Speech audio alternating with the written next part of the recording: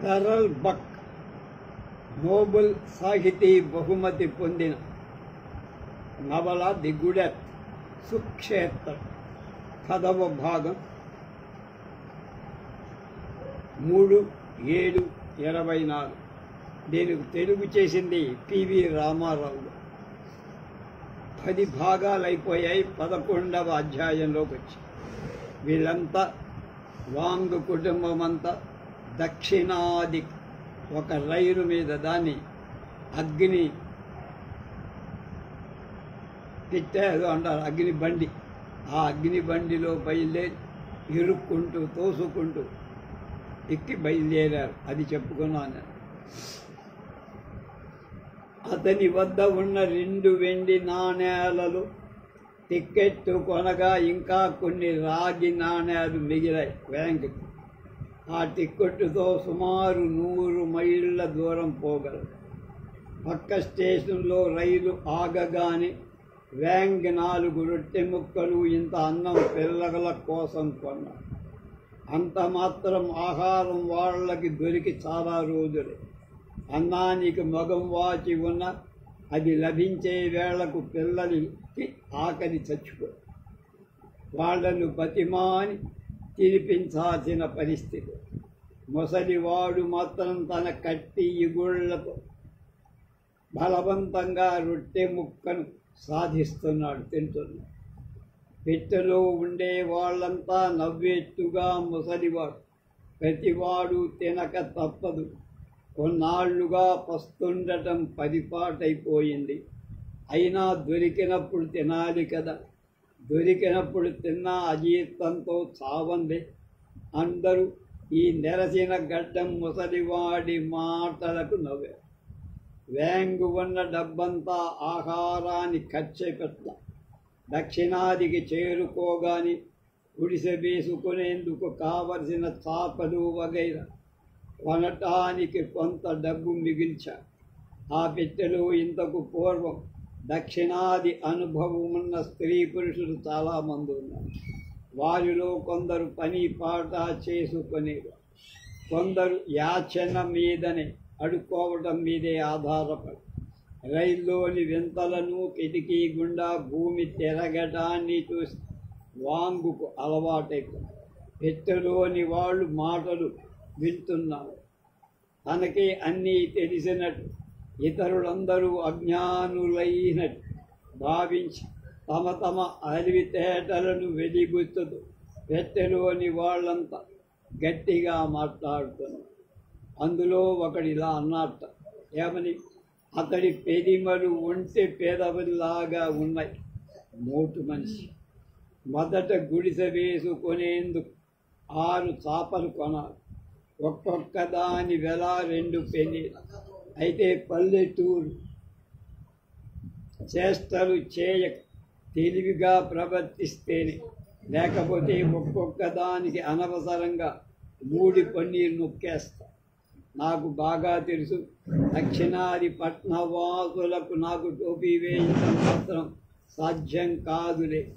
వాళ్ళు ధనవంతులైనా నేను మాత్రం మోసపోను అని.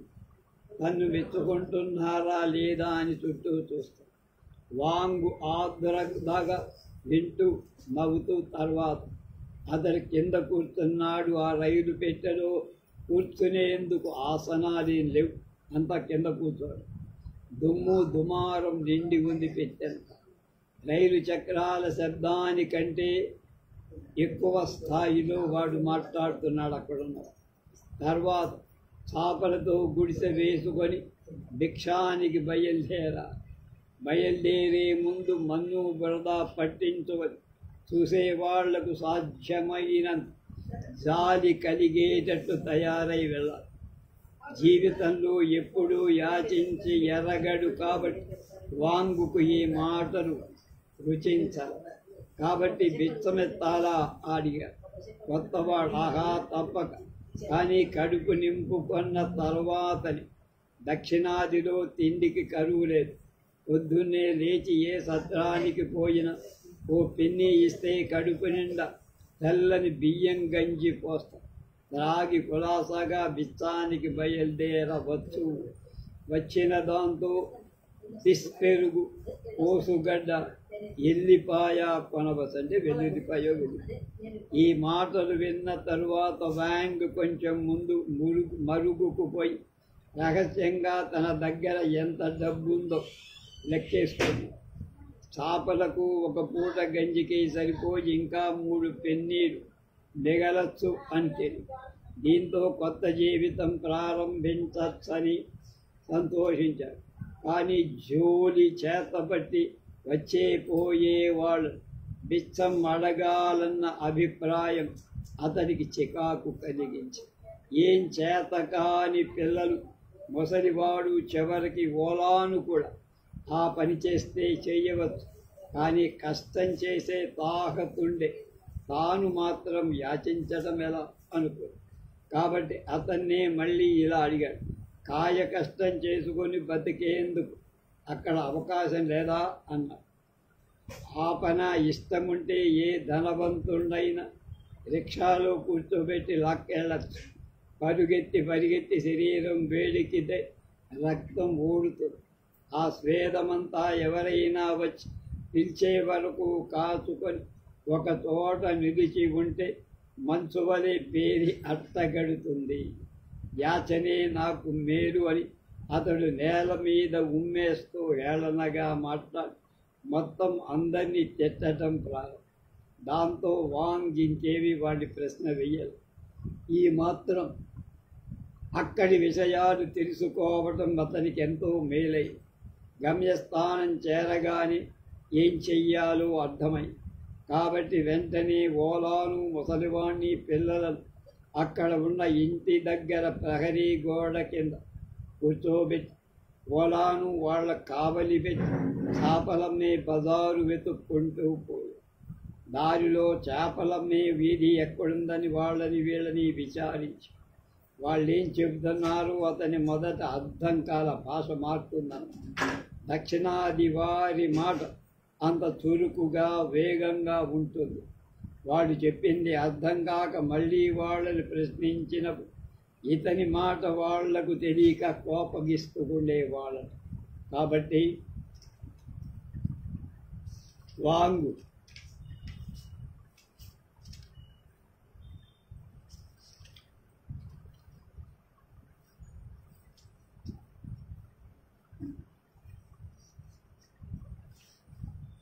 ఎలాంటి వాడిని అడుగుతున్నాడో గమనించి కొంచెం జాలి గుండెలు కలవాణ్ణి వెతికి అడగాల్సి వచ్చి, ఎందుకంటే ఈ ప్రాంతం వాళ్ళకి ముక్కు మీదనే కోపం ఎక్కువ. వీధి కడపట పట్టణపు చివర చేపలు అమ్మే దుకాణం కలదు. అక్కడికి పోతూనే ధర తెలిసిన వాడిలా డబ్బు అక్కడ ఉంచి ఒక కట్ట చేపలందుకొని తాము దిగిపోయిన తోటకి బయలుదేరిపోయారు. అక్కడ అందరూ తన కొరకు కాచుకొని అతన్ని చూస్తూనే పిల్లలు ఆనందంగా చుట్టుకొని ఈ కొత్త ప్రదేశంలో వాళ్ళంతా బెదిరిపోయి ఉన్నారు. ముసలివాడు మాత్రం అక్కడి వింతలు గమనిస్తూ ఆనందిస్తున్నాడు.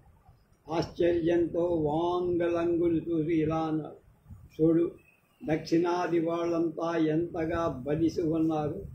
వీళ్ళ శరీరాలు తెల్లగా జిడ్డు కాల్తుంది. వీళ్ళ రోజు పంది మాంసం తింటారంట అని అనుమానం లేదని. అయితే అటు పోయేవారెవరైనా వ్యాంగ్ వైపు కానీ అతని కుటుంబం వైపు కానీ కన్నెత్తి చూడరు. పట్టణపు రాతబాటలు ఎందరో వస్తున్నారు పోతున్నారు. అందరూ ఏదో పని మీద ధ్యాసతో పక్కల నుండి యాచకుల వైపు చూడకుండా వెళ్ళిపోతారు. కొద్ది విరామంతో ఆ దారిలో ఎన్నో గాడిద మందలు పోతారు. వారి మీద ఇల్లు కట్టుకునేందుకు ఉపయోగపడే ఇటుకలు ధాన్యం తీసుకుపోతుంది. ప్రతి మంద వెనుక ఒక గాడిద మీద ఆ మందను తోలుకుపోయే ఒక మనిషి ఉండేవాడు. అతని చేతిలో మంచి కొరడా ఉండేది. భయంకరంగా ఆ కొరడాతో చెటీమని దెబ్బేస్తూ గట్టిగా అరుస్తూ తన గాడిద మందను అదిలిస్తూ పోయాడు. ఈ విధంగా పోతున్న ప్రతి వాడు వ్యాంగ్ వైపు హేళనగా మహాగర్వంగా చూస్తూ పోతున్నారు. రాజకుమారుడైన గర్వంతో అంత ధీమాగా చూసి ఉండాలనిపిస్తుంది. బాట పక్కన నిల్చొని తమ వైపు ఆశ్చర్యంగా చూస్తూ ఉన్న చిన్న గుంపులను దాట వేసుకొని వాడు వెళ్ళిపోయాడు. మంద తోలుకుపోతున్నవాడల్లా తన కొరడాతో చెటీమని గాడిని కొట్టిన వేంగు అతని కుటుంబం ఉలిక్కి పడి అది చూసి వాళ్ళు నవ్వుతూ పోయేవారు. అది వాళ్లకు ఒక ప్రత్యేకమైన తమాషా. 2-3 సార్లు ఈ విధంగా జరిగింది. వేంగుకు విపరీతమైన కోపం వచ్చింది. అతడు వెంటనే ఎక్కడ గుడిసె వేసేందుకు బాగుంటుందో చూసి రావటానికి వెళ్ళాడు. గుడిసె ఎక్కడ వేస్తాడు రేపు తెలుసుకుందాం.